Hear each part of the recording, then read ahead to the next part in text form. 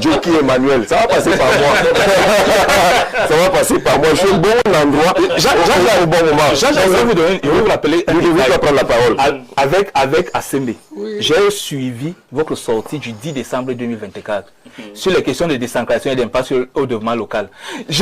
Aujourd'hui, M. Assembe, je comprends qu'il est plus acteur sur le terrain et moins au niveau holistique. Parce que quand M. Assembe travaillait beaucoup plus sur les théories et il formait les maires, je pense qu'il réfléchissait exactement comme en 2024.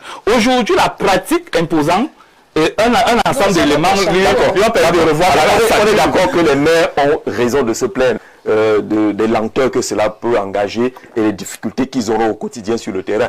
Si ton agent va transiter là où tu n'as pas autorité, là où tu n'as pas autorité, que je veux ça aujourd'hui, comme on faisait au receveur, que allez, 6 mois ça là aujourd'hui, ça devient un problème. Mais entre-temps, est-ce que les maires doivent considérer et tenir le discours devant les électeurs que vraiment on n'a plus rien à Yaoundé à tout prix? Ce qu'il faut pas interroger les approches et les profils aujourd'hui des maires. Monsieur Jean-Jacques, c'est une question très intéressante. Moi, je pense que c'est bien de revendiquer, mais parfois, il faut analyser quel argument l'État a utilisé pour avoir la possibilité de collecter ces recettes. Ils ont utilisé la digitalisation. Ils ont des arguments qu'ils ont utilisés. C'est qu'on a la possibilité de digitaliser ces recettes. Moi, je ne parle pas de la recherche de recettes et de mieux collecter. Mais non, macaque pas. Monsieur le maire, s'il vous plaît. Monsieur le maire, les impôts sont collectés. Moi, je pense digital depuis un certain temps. Voilà.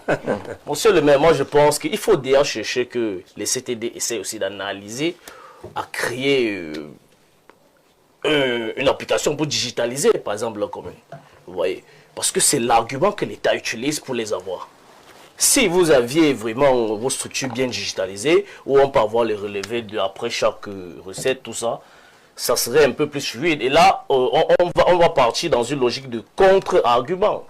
Ce que vous proposez là, nous, on a déjà ça. Ludovic, je vais te dire, ça a été fait avec les CVUC. Les CVUC ont développé une application et il y a même tout un programme ici à Dosso Minju qui travaille là-dessus pour digitaliser les communes. Le problème, c'est que si nous mettons en relief nos faiblesses, c'est là où le problème va se poser. Parce que au niveau de pénétration, peut-être que de la fibre optique et Internet, tout ce que vous voulez, elles ont un problème. Oui. Donc, et quand on a les arguments qui opposent, par exemple, actuellement, l'État suppose que vous n'aviez pas cette capacité d'être mieux digitalisé, vous ne pouvez pas assez récolter les recettes comme eux, et ils ont une structure bien organisée. S'ils envoient un argent de l'impôt là-bas pour bien collecter les recettes, comment on peut réussir à mener à comprendre à l'État que ce que vous proposez là, on a déjà ça?